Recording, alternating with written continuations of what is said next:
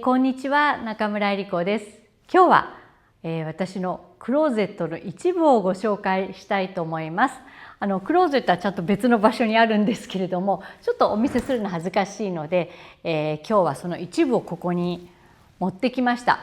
結構長い付き合いの子たちもたくさんいるので、これからちょくちょくまた皆様にご紹介していきたいと思っていますので、まず今日は第1弾よろしくお願いいたします。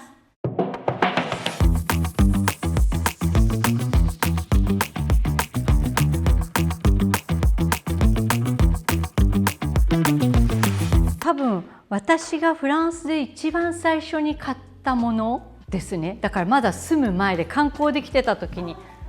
買ったものはこちらなんです。結構大きいでしょ、サイズも。これを買ったのが30年以上前。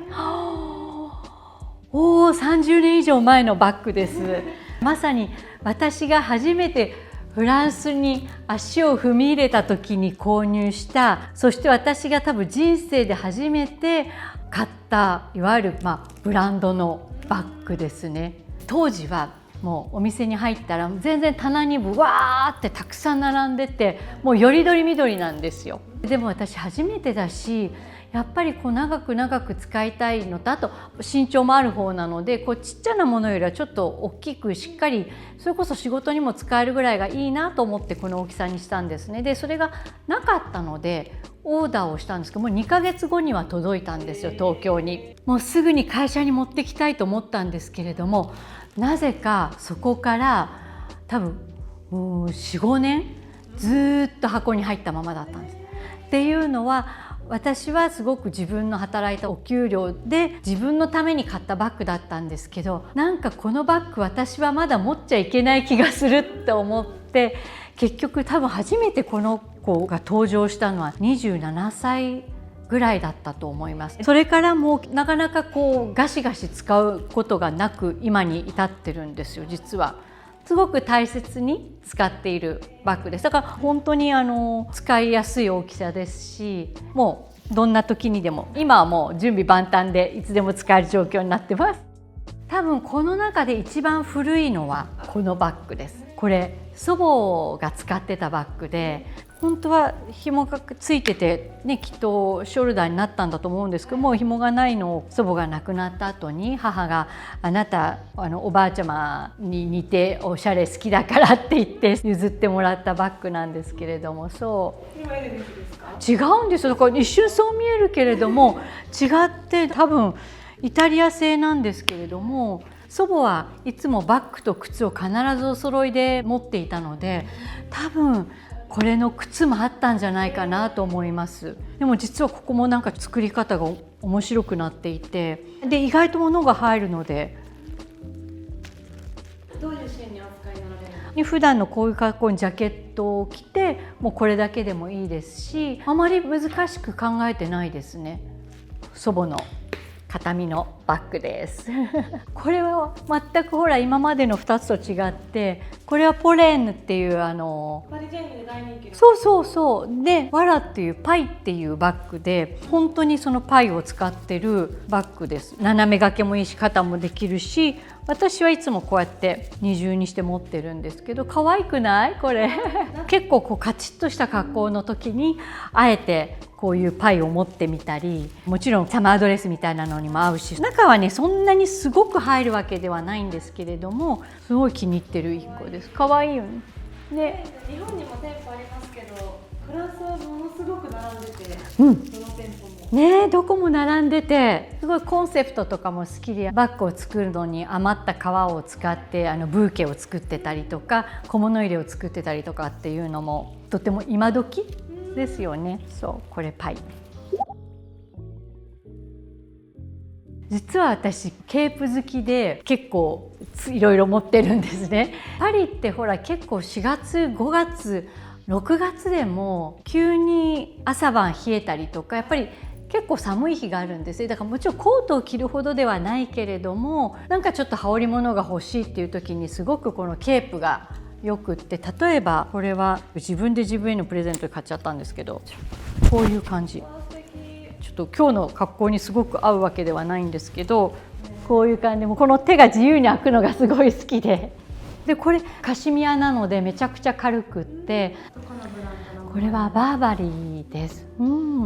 長女と次女と3人旅をしたんですけど、その時にお店の前を通ったら、私普段そんなにわって物を買うことがないんですけども、2人が「これはママのためのケープ」って言って、でじゃあ見てみようかって入って、そしたらもうまさに探してた1枚がそこにあったっていう感じで、冬だったらばちょっと厚めのジャケットを着て上にも羽織れるし、逆にこう4月5月とかだったらばこうシャツの上にこうやってさっと羽織って、なんか難しいものとかもこう上からパッと羽織れるので、ほら手を入れてこうやって歩いててもいいし、大好きなんですよ。だからこういうキャップがあったり、例えばこれは逆に言うと春夏に主に着ている白いキャップなんですけど、去年オリンピックの開会式を観戦することができたんですけど、その日お天気が良くなくって雨が降ると、でそれから寒くなるって言われたので、パンツにシャツを着てこれを着て行きました。結局びっしょ濡れになったんですけど、本当に私がケープが好きなのは気軽に羽織れるし、どんなものにでも合うので、これを着てもね全然、これが下がジーンズでヒールでもいいし、ぺちゃんこでもいいし、こういう感じで着るのにすごい楽なんです。どちらのブランドのものなんですか？これはゾー&ネマっていうブランドで、ちょっと残念ながら今コレクションは出してないんですけれども、でもそこの方が好きで、ずっとニットとかこういうケープ系とか。素敵です。これ何だと思います？これね、可愛いの。堺のお洋服なんですけど、ニットコートみたいな、こう下はトレンチの生地なんですか？そう、こういう風になってて、ね、おしゃれでしょ。なんか今パンツとあんまり合わないけれども、こんな感じで。下何合わせることが多いですか？パリの街中歩く時ってヒールじゃなくてぺちゃんこ靴なので、どちらかというとジーンズですね。あと今年着る時はちょっとショートパンツを履こうかなと思ってて、そうで意外とあったかいので、やっぱりこれも T シャツとか本当に白シャツの上に羽織ってて、暑くなったら脱いで、また寒くなったらっていう。これはそれこそボンマルシェで半額になってる時買っちゃって、相当前なんですけれども、オレンジとこれを買いました。こういう感じ。これですごいロングドレスを着て、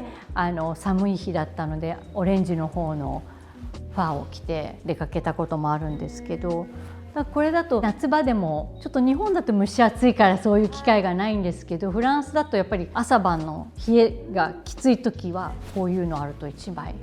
例えばちょっと人と会わなきゃいけないとか、それこそ何かミーティングに行くっていう時にもパッと軽く羽織れるので。私のインスタとかブログとか、なんかそういう番組とかをよく見てくださってる方はご存知なんですけど、私シャツワンピースとかもすごい好きで、例えばこういうシャツワンピースもあるんですね。すごいいいです。鮮やかな色合い。そうでもこれ何がいいかというと、例えば普段は私これに割とこういう青いサッシュベルトをするんですよ。だから色遊びができるので、これもすごい素敵だし、でこれで例えば青いバッグを持つとか。でもこれで例えば意外とネイビーとかにするとグッと締まるじゃないですか。また雰囲気が変わるんですよ。で避暑地とかだったら逆にもう黄色とかにしちゃう。夏らしいという。そうっていう感じで、なんか着物の帯とか帯締めじゃないけれども、合わせるベルトの色でこう全然雰囲気が変わるのですごい好きで、例えばこれ黒の方もあるんですけど、ちょっとほら生地も違うんですけど、これはもともとはこの子がついているサッシュベルトで、だから真ん中にやってもいいし、ちょっと横にやってもいいんですけど、でこれじゃなく、例えばこれも黄色にするとまたやっぱり全然違う雰囲気になるし、あえてこういうダーク系のグリーンをしてもまた雰囲気が変わるので、もちろん見た目は全く一緒だけれども、やっぱりその時々で、例えばすごく華やかな場所だったら華やかな色にしたいし、ちょっと落ち着いた感じにしたい時には逆に紺にしちゃったり、本当真っ黒にしちゃったりっていう。サッシュベルトっていうのは別で買われたんですか？でこれはこちらのお店で、私は面白いのでいろんな色を、黄色とか実は赤もあるし、ピンクもあるし、他にもちょっと何枚か同じようなのを持ってるので、その時の気分とか行く場所とかでベルトの色を変えてだから前で結んでもいいし、後ろで結んでもまた雰囲気が変わるし。靴もパリの街って靴底のきちんと安定した靴かぺたんこじゃないと歩きづらいじゃないですか。その時はもう完全にこういうぺちゃんこ靴なんですね。これ面白いでしょ。これバラバラじゃないんですか？そうね、一回これで母の友達の家に行ったら、なんかエリちゃんが靴を間違えて履いてきちゃってるとか言われて、いやいや違うのよって、ほらこういうデザインなんです。デザインなんですね。そうで、裏もこうなってて、なるほど。可愛いよね。すごい好きなんですよ。どちらで買われたんですか？でこれはスペインか何かのブランドで、夫がサイトを見つけて、で夫と私お揃いなんです。でも夫のはこういう風になってなくて、こちらの柄でこうモカさんなんですけれども、遊び心がすごい遊び心、いやこれすごい大切に履いてて、ちゃんと作り続けてほしいと思ってすごい気に入ってます。あと私がすごい好きなのは、実はもう何足も持ってるのがウエストンのモカさんですね。私はちょこっと外反母趾があって、足がすごい身長の割に小さいんですよ。実はフランスサイズだと35とか35ハーフだから、日本だと22半ぐらいかなので、足がちっちゃいようにちょっとこう細身で外反母趾があるから靴が難しくって、でどうしても外反母趾が当たらないようにって言って靴を買うとワンサイズ大きいの買っちゃう。でワンサイズ結局大きいのを買っちゃうと、それでたくさん歩くと足が中で動いて余計に外反母趾がひどくなっちゃうっていう、その悪循環になってるよっていうのを夫に言われたんですよ。ひどくしないようにやっぱり足をきちんと守った方がいいって言って、彼がウエストンに連れてってくれたんですよ。私のウエストンのイメージで紳士靴だったんですけど、女性のものもあって全部採寸してちゃんと足のサイズと幅で作っていただいた。オーダーメイドってことですか？でもちろん市販でもあるんですけど、やっぱ足がちっちゃかったので結局オーダーするしかないので、これもだからオーダーをしたんですけど、オーダーの時は中とか色を変えられるのでピンクにしちゃかわいい。うピンクにして名前も入って、なのでこのモカさんを実は結構持っていて、最初はすんごい痛いんです、履く時。やっぱり最初は家の中で本当練習して、少しこの皮が柔らかくなった頃に外に履いていくっていう。でももう今は室内履きみたいな感じでとっても履きやすくって。何色ぐらい持たれたんですか？8、9くらい持ってます。だから、たまたま色とサイズが合ったものもあったし、やっぱりものによっては全くサイズがないので作っていただかなきゃいけない。である時たまたまウエストンの工場がボルドーの方にあるんですけど、そちらに行くことがあって、で実は私たちすごい好きで持ってるんですって言ったら、私結構オーダー担当なんですって工場の女性が言ってて、たら覚えてるって、足ちっちゃいの作ったことがあるって。そうこれをウエストンの靴をちゃんと履いて固定された状態で歩くようになったら、逆に他の靴が全部大きくなっちゃって、だからきちんとこう、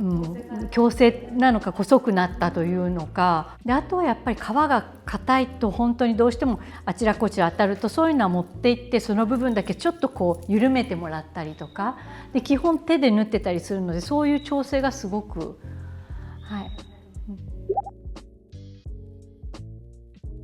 そしたら私シャツ好きなんですよ。しかも白シャツが大好きで、今着てるのもそうなんですけれども、ちなみにこれはずいぶん昔にベトナムでオーダーしたもので、夫とお揃いで襟が高くって、あとこうカフスをつけるタイプのシャツをオーダーして、もう18年19年着てるし、もちろん白シャツはほら黄ばんできたりするので、その時にこう新しく作ったりしてるんですけど、ということでちょっとこれもそうですね、そこで作った白シャツですね。これはほらいっぱいタックを入れてもらって、ちょっと華やかにドレスシャツみたいにしたりとか、あとはこういうカラフルなのも大好きで、これはピンクとオレンジのシャツなんですけども、この色の組み合わせも可愛いですし、夏とか可愛いでしょ、白いパンツとかにショートパンツでも。でこういうシャツもあれば、これはまあちょっとブラウスなんですけれども、でちょっとこの袖がふわんとしてるんですけど、これを肘のあたりまでまくるともっとふわっとして、こうちょっと2通りに着られる感じの 2way タイプその。うブラウスで可愛いんですね。あ、背中可愛いですね。そう背中もね結構深くスリットこう入ってて可愛いんです。これもだから白だとかちょっと別のストライプとか何枚か持っているお気に入りなんですけど、あとやっぱりこれも先ほどのと一緒、今度は白シャツなんですけど、これはモロッコで手作業で縫ってもらってる、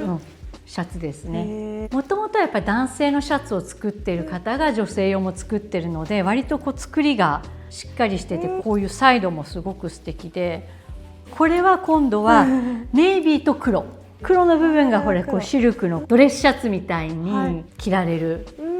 シャツですね。全部同じブランドなんですか？ここの今紹介した2点はそうですね。あとピンクのもそうだ。だからこのセブリンっていうんですけど、彼の作るシャツが大好きで、お店とかないんですけど、だからこう展示会で買わせていただくんです。これもほら別にお出かけじゃなくてもジーンズに合わせて逆にヒール履いて、ね、ちょっとクラッチバッグとか持ったらカクテルパーティーとかにも行けますし、シャツ好きなので本当にシャツはいっぱい持ってます。オールシーズン着れますもんね。そうなんですよ。でオールシーズン着られるのと、やっぱり1枚あると、例えばどこかこう旅行に出かけた時にも、もちろん水着の上にシャツって羽織ったりもできるし、どこ散歩行く時にも大丈夫だし、でも夜にも着られるしって、すごくこう活用できる場が多いので、シャツ好きです。そのシャツ素敵ですね。ありがとうございます。だからこのシンプルなのと、こういうふうに細かくタックを入れてくださいって言って作っていただいて、全部オーダーってことですよね。このタイプはオーダーですけれども、それ以外のは全然普通に、ただ店頭販売ではないので、展示会みたいなところに行って、これとこれとこれをお願いしますってで半年待つと届くっていう、そんな感じです。